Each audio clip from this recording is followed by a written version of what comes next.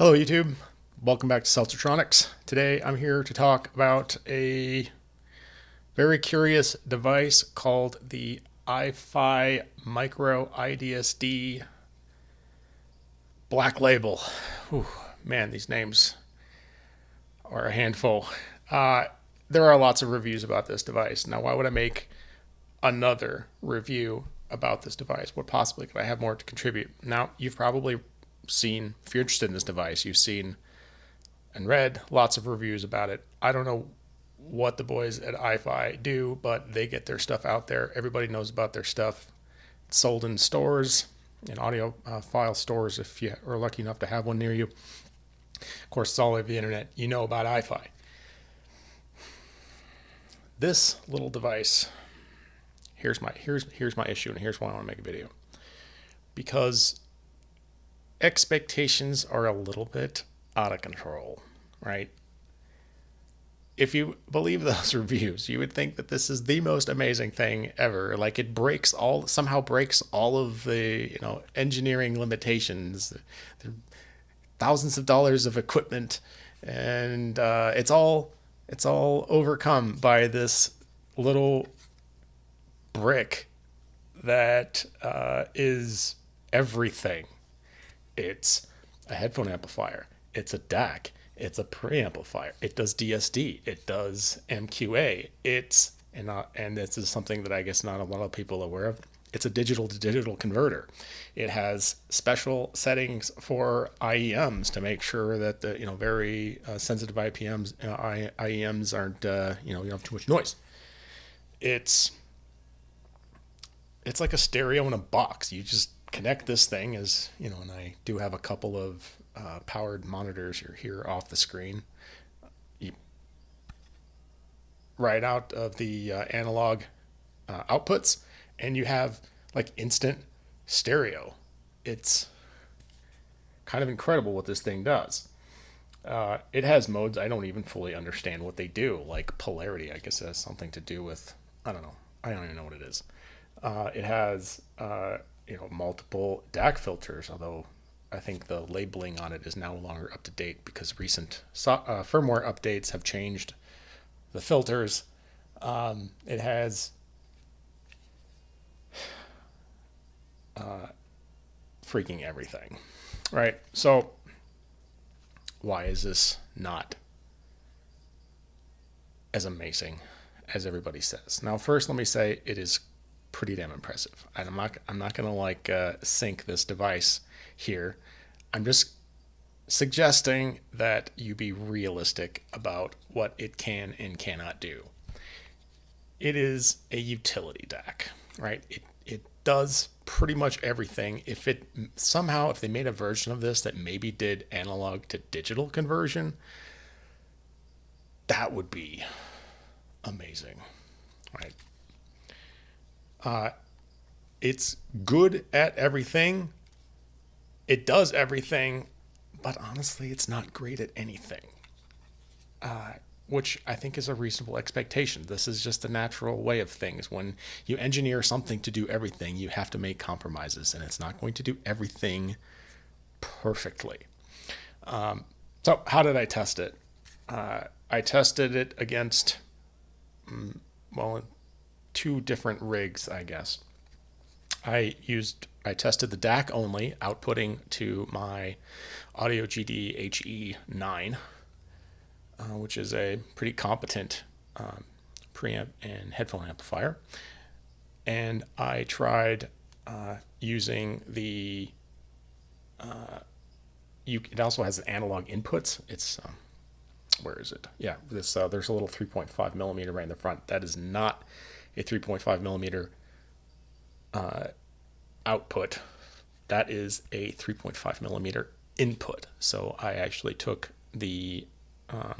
used a RCA to 3.5 millimeter out of my Gongnir multibit and used it simply as a headphone amplifier.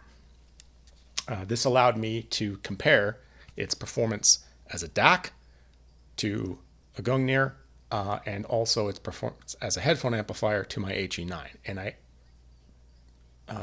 did this same procedure with a shit Jotunheim with the Delta Sigma DAC built in. So I was able to compare it to, well, something that ought to be a better performance. I mean, that would be pretty silly if the Gugner Multibit and the HE9 did not outperform this, right? I mean, they're a much higher price point, but the Jotunheim is, well, I mean, it's very comparable price range, and it too ought to outperform the iFi because the Jotunheim is just a DAC amp, right? And really, it's just an amplifier with a little DAC in it. It ought to outperform this. And if this were magic, if this were the magic device that everybody says it is, then it would blow away a equivalently priced Jotunheim, which, is operating under realistic constraints of, I mean, it's just a desktop amp. This is a mobile unit, right? So it's not as good as the Jotunheim. It's not. Like, if you compare just the amp sections of the iFi and the Jotunheim not only had more power, obviously, but it was warmer, not in a colored way that seems colored, like some kind of coloration. Deeper bass, more slam. Not, I don't want to say it's boomy or anything like that. Although it did sound awful with my LCDs. I mean, I don't know. I haven't really gotten to the bottom of that mysteries. It sounds fantastic with the HD 800S. Sounds great with the Shure 1540s. And I don't know if I tried it with anything else, but it sounds awful with LCDs. I don't know why. Very, very boomy bass, only in that scenario. Okay, as a DAC, I even liked the little DS DAC in the Jotunheim better. I'm not going to say it is better, but I liked it better. Smoother, more liquid sounding, versus this is maybe a little bit more grainy, more... I don't know, maybe if I'm going to spin that favorably, I'll say it had a little bit more, transparency or resolution. I don't know. I kind of was not as enjoyable in either way versus the Jotunheim. And I'm not a huge fan of the DAC the Digital Delta Sigma DAC that shit offers for the Jotunheim. Looking forward to maybe getting the multi-bit, which I could review in the future.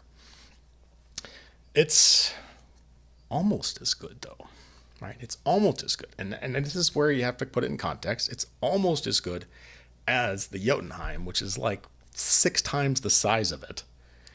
And just a desktop unit. It's designed to do only that. It has no constraints. It has only one USB input. It has coaxial SPDIF, USB, and the coaxial SPDIF, which this thing is like completely nuts. This little coaxial SPDIF is both a SPDIF input and an output. And it has, with a little adapter, you can use it as a Toslink optical input, not an output. I don't think. I think you can only do coaxial. And it's almost as good as the Jotunheim. Maybe like, I don't know, I want to say like 85% as good as the Jotunheim. I'm not willing to go with 90, but it's quite good. The Jotunheim famously does not cut the pre-outs if you stick a headphone in. This is smart enough to do that. In fact, you can use it both as a preamplifier or as, you can just, by clicking this little switch, you can use it to direct lineouts to your, powered speakers that have their own volume control or whatever, or to, some other, to your hi-fi system or whatever. And also, something feature that I wanted to talk about it is a digital to digital converter. Now, why would you want a digital to digital converter? Maybe your DAC only has some other DAC that you have only has a coaxial input, doesn't have a USB. That's one reason. And there's also a school of thought which I am warming to, might even be convinced of, is that USB, especially if it's from a PC, can be very noisy. Right, a lot of noise on the line itself. Now, it may not interfere with the data that's being transferred. It does not corrupt the the USB packet data transferring from your source to your DAC, but that noise can get into your DAC and that can interrupt some of the processes. Now, SPDIF is designed for audio, whereas USB was designed to be multi-purpose and to power devices, right? So SPDIF just it doesn't have some of the same problems. Noise can still pass along SPDIF, but it's supposed to resolve some of those issues. So by having a good digital to digital converter, you can convert USB to SPDIF. Let's see, USB in here and then SPDIF out. You can hopefully clean some of that up, and in some situations, some people might feel that there is a performance gain.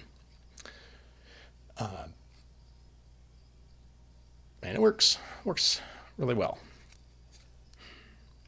if you have the right firmware. Okay, so this is my next gripe. And I don't want to, maybe gripe is not the right word. It's just sort of an acknowledgement that this device is mortal, right? This is not made of magic. Compromises need to be made when you're making a device that does everything. It's wonky as balls, right? It is really, really finicky. Okay. The most recent firmware, version 5.3C, and 5.3C was the first that had enabled the hardware MQA rendering, or full MQA. It will do MQA if you have a title or some other source of MQA files, and there's not that many at the moment. It will fully decode and render the MQA. I have some thoughts on MQA, which maybe now is not the time or place. They are mixed, but anyways, if you like MQA, you want MQA, if that's one of the things that appeals to you about this device, then you're going to have to make some choices. If you also plan to use this as a digital to digital converter, you cannot. You have to choose one. Firmware 5.3 disables, I learned this the hard way, disables the coaxial digital output. They say because it is not compatible with MQA. Which, I mean, it would be sending it to another DAC, so it can't also pass through. If it did that, it would, I don't know if it's a hardware thing or if it's like a legal thing, it would be violating the integrity of the MQA or whatever. So they disable it, right? Which means if you plan on using this, you have to default to 5.2 in order to use this, which means you cannot also use MQA. Further, there are 3 versions of the firmware 5.2. There's one that I don't really understand what it is, and then there's 2 more. One is if you're only going to use it as a desktop, and the other one is if you're only going to use it as a mobile. And the reason is because if you don't use the firmware for mobile, when you try to connect your phone to it via a little OTG cable, or a what do they call, the Apple people call it, the camera kit, right? If you try to connect it with the wrong firmware, it will try to your phone will try to charge the iFi. My LG V20 has like a, I don't know, 2000 milliamp battery, something, I don't know. It will completely discharge my phone in about 15 minutes, maybe 20. You can pretty much watch the battery number, meter, whatever, count down: 78, 77, 76.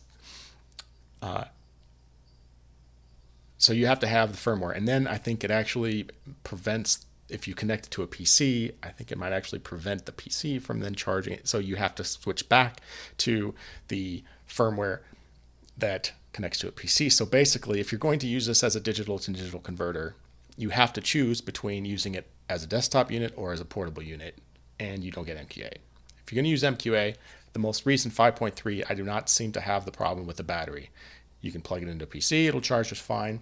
You can plug it into your phone, and it will work just fine. Your phone will not charge it, given you activate it in just the right way that it likes. All right, you have to make sure that, okay, I'm going to plug in this little OTG like that. First, on your phone, make sure that you have to go into the developer settings. Make sure that the USB mode is in audio source, right? Before you do anything, okay? Make sure that's an USB audio source. Do not connect this yet, right? Now, turn this on. It must be off first. It had to have been off, right? Not just disconnected from your PC or whatever. It has to be off. If you're disconnecting from a PC, you have to turn it off, right? Then turn it back on, right? Now you can connect the OTG cable to your phone, and you wiggle your hands at it. You say a little novena to whatever gods you believe in, and you hope that it's not your phone is not trying to charge the iFi. And hopefully, if you follow this procedure exactly, then it should not be. But if you did anything wrong, your phone will be charging the iFi. So you have to be very careful. All right, now I'm keeping the device. It serves some useful functions for me. I bought it so I could travel. I mentioned that I also recently got these Shure SRH 1540s for travel, for mobility. Along with it, I got this iFi. It's going to continue to serve that function. I really hope that I don't accidentally connect it wrong sometime and then drain my battery, and maybe it's important that I have some battery. But I'm going to keep it. It's a little wonky. I'm using it as my desktop right now, mainly for gaming and stuff. I used to use the Jotunheim, or sometimes I'd actually just use the longer cable, and that's my HE9 back there, and my my main rig, and I would actually I can connect. I also connect my PC to that. So but most of the time I'll use it for gaming. It works very well. It has it works well enough for competitive gaming. Not that I'm super competitive, but I try to be. So I'm going to keep it. It knocks all the boxes. Should you buy this device? Well, if all those utility, all those functions appeal to you, if that's what you want a device that does all these things, that will literally drive pretty much anything you need, from IEMs to 300 ohm plus relatively inefficient cans. It's got 3 gain settings. If you're going to use it for a DDC, if you're going to use it because you really want MQA, if you're going to use something that it's a desktop, but you can also take it with you. If you're going to use all that, then it's pretty hard to recommend anything else. I mean, in that price category, you have like the Mojo, and people love those.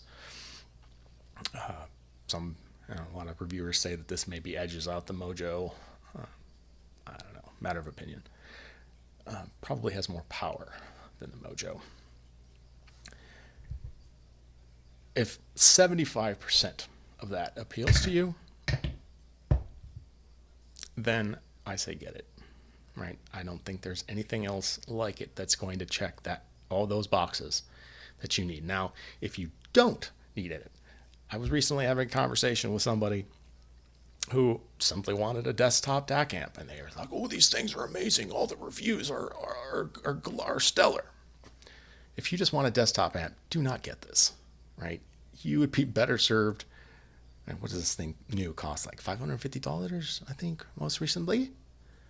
You could probably get equivalent performance out of maybe like a $300 deck amp. That's a, don't quote, I mean, I guess you can quote me on that if you want. It's just an estimate, but maybe $300, right? You could get away with paying a lot less and get the same performance, or you could pay $550, $600 for a desktop amp and get something that is considerably better. So if you need something like this that gives you all these functions, totally recommend it. But, you know, don't let all the hype get you think that this is like this breaks all the rules, that it is literally all things to all people and it is the best at everything. Right? It's not, but it is. Well, I guess in a way it is pretty amazing. All right, see ya. Don't forget to like and subscribe.